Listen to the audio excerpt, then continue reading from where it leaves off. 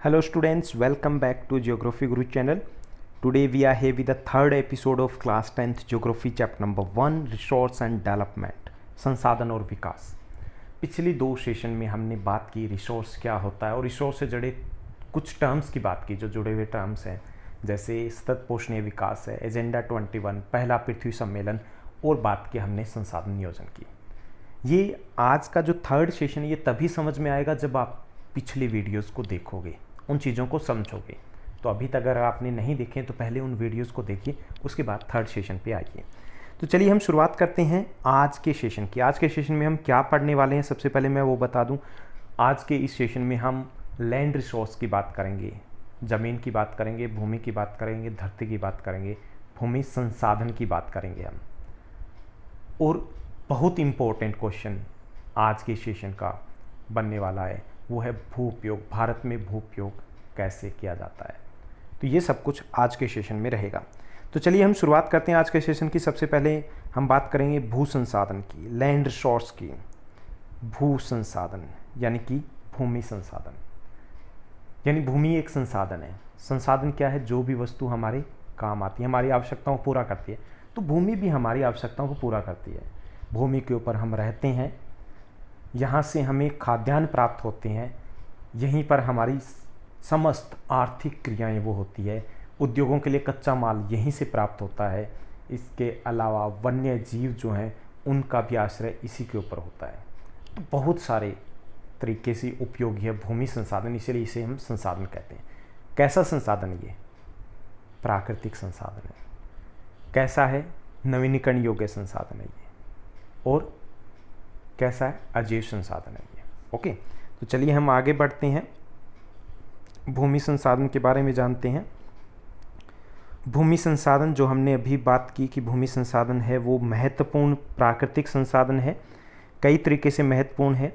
ये प्राकृतिक वनस्पति को और कृषि को आधार प्रदान करते हैं। पहली चीज़, प्राकृतिक वनस्पति और कृषि है उसको आधार प्रदान करते हैं।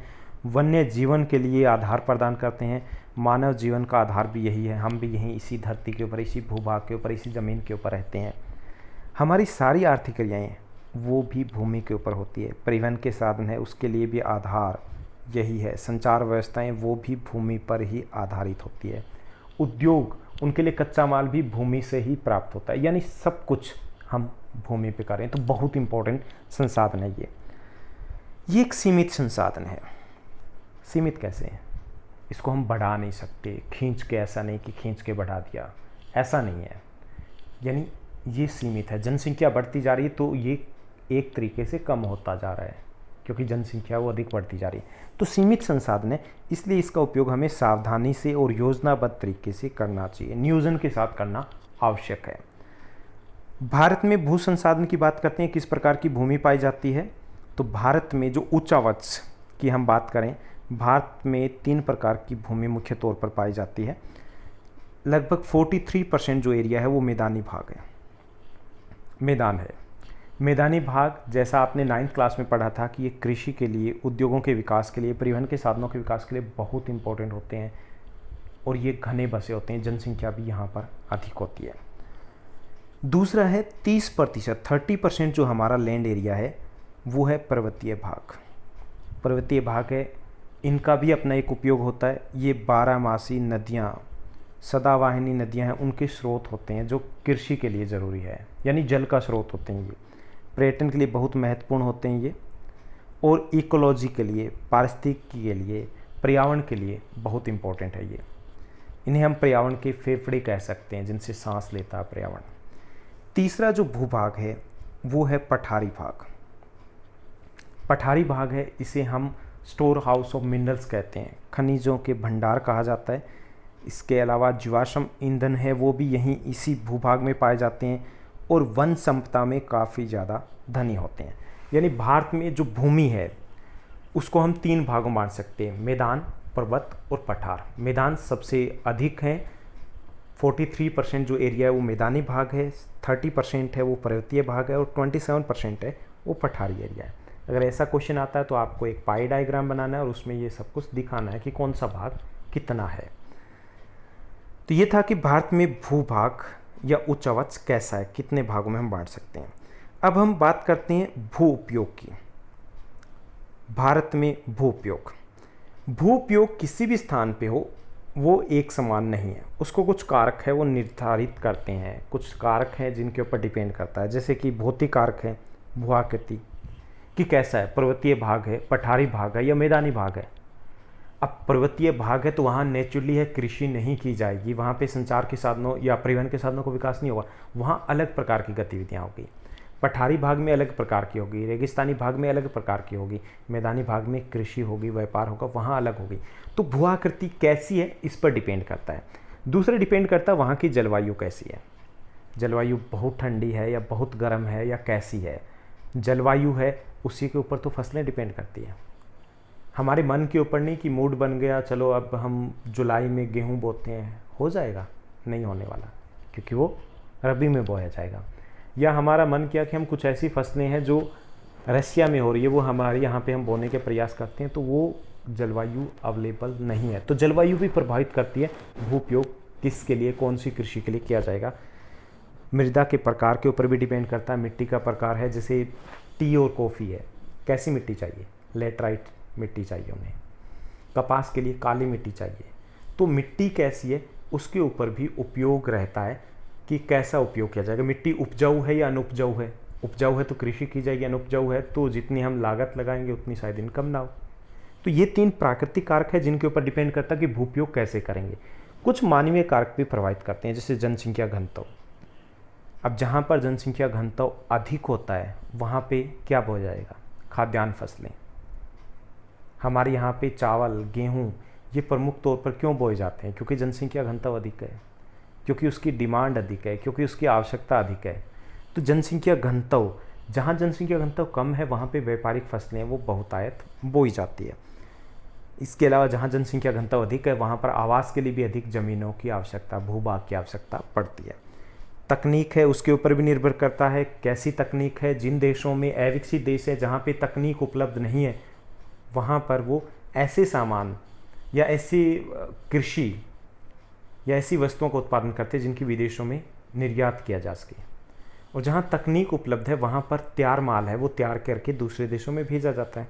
तो ये भी डिपेंड करता है कि वहाँ तकनीक कैसी है। ये मानवीय कारक है। संस्कृति और परंपराएं भी शामिल है, ये भी प्रभावित करते हैं किसी देश में खाने पीने की जो संस्कृति है, कल्चर है, परंपराएं, उस पर भी निर्भर करता है कि भूभाग का उपयोग कैसे किया जाएगा।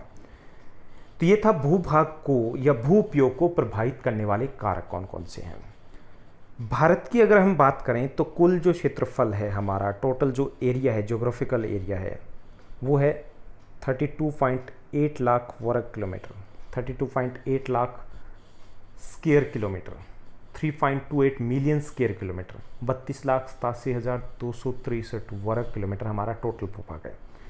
हमारे पास जो आंकड़े उपलब्ध हैं वो आंकड़े उपलब्ध हैं केवल 93% भूभाग के।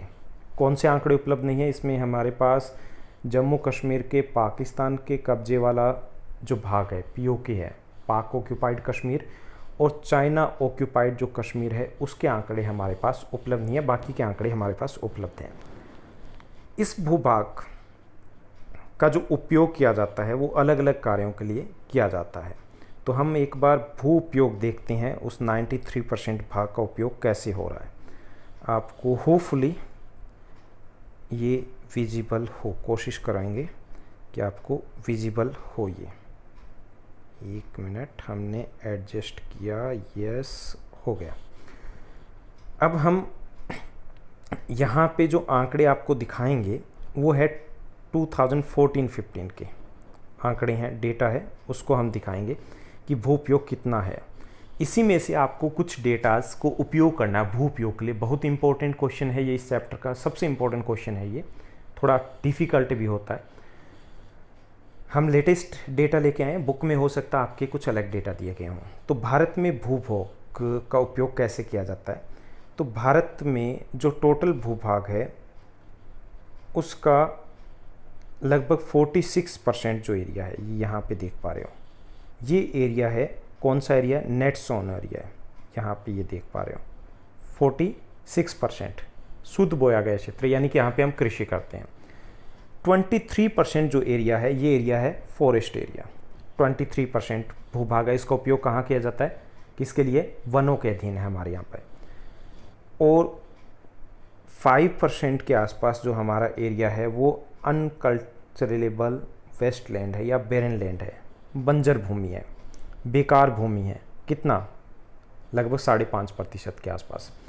इसमें बेकार भूमि, बंजर भूमि कौन सी है कि वो भूमि जो कृषि योग्य नहीं रही है किसी कारण से, तो उसे हम बंजर भूमि या बेकार भूमि कहेंगे। आपके आसपास आपने देखा होगा, गाँव के आसपास कुछ ऐसी ज़मीन है जो खाली पड़ी है, बोने का प्रयास करते हैं किसान, लेकिन उसमें कुछ हो नहीं पाता क्योंकि वो ज़मीन है वो ख़राब हो चुकी है, चाहे वो ओवर इरिगेशन के कारण हो या फिर जो सैलिनिटी के कारण, नमक के कारण, लवणता के कारण हो।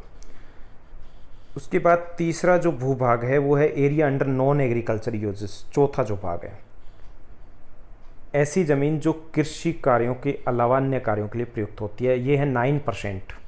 ये है नॉन एग्रीकल्चर लैंड। कौन सी है, जैसे आवास के लिए, सड़कों के लिए, उद्योगों के लिए, शहरों के लिए उपयोग में लाई जा रही है, 9% लैंड है वो इसमें आती है। तो ये 4 प्रमुख यूज है।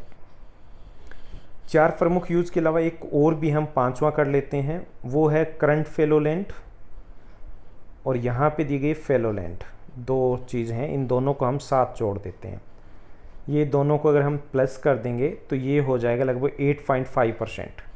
ये है प्रतिभूमि। फेलो लैंड्स कौन सी है, प्रतिभूमि, यानी कि कृषि के लिए ये भूमि उपयोग में लाई जाती है, लेकिन कुछ समय के लिए इसको खाली छोड़ दिया जाता है उपजाऊ क्षमता के लिए, कि उपजाऊ क्षमता उसमें बढ़ोतरी हो, तो उसे हम प्रतिभूमि बोलते हैं। तो 8.5% जो लैंड है हमारे देश की वो प्रतिभूमि में आती है। तो ये है भूमि उपयोग, बाकी सभी आप अन्य में लिख दोगे।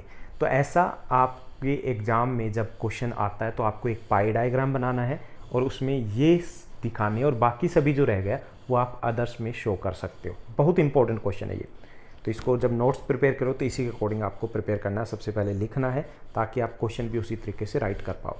तो चलिए हम थोड़ा सा रिकैप्चुलेट करते हैं। 40% जो भूभाग है हमारे देश में वो शुद्ध बोया गया क्षेत्र है, नेट सोन एरिया है।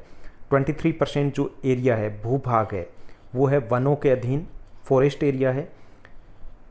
6% जो एरिया है वो एरिया आता है बेन लैंड में, यानी बेकार भूमि में, बंजर भूमि में। 9% जो भूभाग है वो नॉन एग्रीकल्चर, अकृषि योग्य जो भूमि है, जो नॉन एग्रीकल्चर कार्यों में प्रयुक्त भूमि है, उसमें आता है, यानी कि आवास के लिए, फैक्ट्री के लिए, रोड इत्यादि के लिए आ रहा है। और लगभग 8.5% के आसपास भूभाग है वो प्रतिभूमि है। बाकी जो रह गया वो सारा अन्य में आप लिखोगे। तो ये था बहुत इंपॉर्टेंट टॉपिक कि भारत में भू उपयोग यानी कि भूमि का उपयोग है वो किन किन कार्यों के लिए किया जाता है। तो अब हम आगे बढ़ते हैं। इस टॉपिक के बाद हम थोड़ा सा और पता करते हैं। नेक्स्ट जो हमारा टॉपिक है वो है भू निम्नीकरण क्या है और उसके संरक्षण के उपाय क्या है। भू निम्नीकरण, लैंड डिग्रेडेशन, यानी कि भूमि की उपजाऊ क्षमता में गिरावट होना। भूमि है उसकी उपजाऊ क्षमता में कमी आना, वो भू निम्नीकरण है, यानी भूमि का खराब हो जाना भू निम्नीकरण है। जैसे हमने बात की प्रतिभूमि के अलावा हमने एक बात की थी बंजर भूमि की, बेकार भूमि की, वो क्या है, भू निम्नीकरण के कारण खराब हुई है। तो भू निम्नीकरण है, उसके कारण क्या है और उसके रोकने के उपाय क्या है, ये हमारा लास्ट टॉपिक है इस एपिसोड का। तो भू निम्नीकरण है, उसका कारण, एक कारण है वन उन्मूलन होना, वनों की कटाई है, अंधाधुंध कटाई की जा रही है, चाहे वो शहरों के विस्तार के कारण, बढ़ती हुई जनसंख्या के कारण, और इसके कारण जमीन की ऊपरी परत है उसका अपरदन आसानी से हो जाता है, हवा के साथ उड़ जाती है या पानी के साथ बह जाती है, ऊपरी परत वही उपजाऊ होती है और भूमि बेकार हो जाती है। दूसरा अति पशुचारण, पशुचारण है किया जाना चाहिए, एक आर्थिक क्रिया है, लेकिन अति पशुचारण जब किया जाता है, बार बार किया जाता है एक ही इलाके के ऊपर, तो उसके पशुओं के खुरों से, पैरों से मिट्टी की ऊपरी परत मुलायम हो जाती है और वो आसानी से पानी के साथ बह जाती है, तेज़ बारिश आती है तो, या बाढ़ आती है तो हवा के साथ उड़ जाती है। और दूसरा वहाँ पर वनस्पति भी ओवर ग्रीजिंग है, उसके कारण वनस्पति नई पर जो बन नहीं पाती, ग्रो नहीं कर पाती। तो अति पशुचारण है, ये भी भू निम्नीकरण का कारण है। खनन क्रिया है, खनन के कारण भी जमीन, आसपास की जो जमीन है, भूमि है, वो खराब हो जाती है उनसे निकलने वाली जो धूल है, उसके छोटे छोटे बारीक कण हैं, वहाँ पर फसलें नहीं हो पाती है। इसके अलावा उर्वरकों का उपयोग, अति उपयोग जो किया जा रहा है, पंजाब, हरियाणा, वेस्टर्न यूपी, आंध्र प्रदेश के कुछ भाग है, महाराष्ट्र के कुछ भाग है, तो वहाँ पर उत्पादन तो ज़रूर बढ़ रहा है, लेकिन भूमि है वो धीरे धीरे खराब होती जा रही है। तो ये भी आपने अपने आसपास के एरिया में भी देखा होगा कि पहले आप जो खाद खेतों में डालते थे वो लगभग 1 बैग के आसपास डालते थे, अब वो 3 के आसपास पहुंच गई है। घर वालों से पूछोगे वो बताएंगे। तो ये अति उपयोग है। अति उपयोग ये नहीं कि सिर्फ प्रोडक्शन के लिए ज़रूरी हो गया, एक पैमाना ये मान लिया गया है कि पड़ोसी अगर आपके खेत में लगा हुआ खाद डालने के लिए तो तुरंत आते हैं, अच्छा वो डाल रहा है तो मैं भी डाल दूँ। हम ये नहीं देखते कि क्या खेत में आवश्यकता है या नहीं है। तो उर्वरकों का, केमिकल फर्टिलाइजर्स का जो ओवर यूज़ है वो भी एक कारण है निम्नीकरण का। इसके लिए एक और कारण है, वो कारण है ओवर इरिगेशन, अति सिंचाई करना। अति सिंचाई इसके कारण भी ज़मीन है वो बेकार हो जाती है, ख़ास तौर पे अगर पानी लवणीय हो तो और भी जल्दी बेकार होती है। तो ये कुछ कारण है जिसके कारण भूमि है वो खराब हो रही है। अब हम बात करेंगे संरक्षण की कि भूमि निम्नीकरण या भू निम्नीकरण को कैसे रोका जा सकता है, कैसे भू का संरक्षण किया जा सकता है।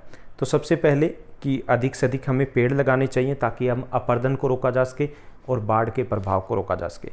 दूसरा, चरागाहों का उचित प्रबंधन होना चाहिए, यानी ग्रेजिंग हो, चराई की जाए लेकिन वो नियंत्रित होनी चाहिए, ओवर ग्रेजिंग नहीं होनी चाहिए। पशुचारण के ऊपर नियंत्रण होना चाहिए। रेतीले टीलों, वहाँ पर कांटेदार झाड़ियों द्वारा बाड़ लगाई जा सकती है जिससे कि ऊपरी परत है वो हवा के साथ ना उड़े। आप राजस्थान में कभी गए होंगे तो आपने देखा होगा खेत हैं और चारों तरफ बाड़ लगाई हुई है, आप सोचते होंगे कि यहाँ तो फसल भी नहीं बोई हुई, इतनी बड़ी बड़ी बाड़ क्यों लगाई है, माइंड में ज़रूर आया होगा। वो इसी उद्देश्य से लगाई जाती है। बंजर भूमि है उसका उचित प्रबंधन किया जाए, उसको सुधार के प्रयास किए जाएं। खनन हो वो नियंत्रित होना चाहिए। जो पर्वतीय इलाके हैं वहाँ पर सीढ़ीदार खेती की जा सकती है। मरुस्थल इलाकों में शेल्टर बेल्ट का उपयोग भी किया जा सकता है। पंक्ति में पौधे लगाए जा सकते हैं, पंक्ति में पौधे लगाए जाएंगे तो वो भी बाढ़ की तरह कार्य करेंगे। सिंचाई है वो उसी अनुसार की जाए जितनी की आवश्यकता है। केमिकल फर्टिलाइजर है उनको उपयोग सीमित किया जाए। तो ये कुछ ऐसे तकनीक या ऐसे उपाय हैं जिनसे हम भू निम्नीकरण को रोक सकते हैं या भूमि की उर्वरा क्षमता है उसको दोबारा से बेहतर कर सकते हैं, उसको बढ़ा सकते हैं। तो ये था हमारा आज का सेशन जिसमें हमने बात की भू संसाधन के बारे में। अभी तक अगर आपने हमारा चैनल सब्सक्राइब नहीं किया तो इसको सब्सक्राइब कर लीजिए, क्योंकि हम बहुत कुछ करने वाले हैं, आगे पढ़ने वाले हैं। और ये बेसिक कंसेप्ट न केवल आपका सिलेबस रहेगा इसमें जियो का, बल्कि इसके साथ साथ हम कंप्लीट सोशल साइंस का सिलेबस करेंगे। 11th जियो, 12th जियो, 11th 12th इंग्लिश, ये सब कुछ यहीं पे होगा। तो सब्सक्राइब कीजिए, लाइक कीजिए और शेयर कीजिए। पढ़ते रहिए, आगे बढ़ते रहिए। Have a nice day, take care.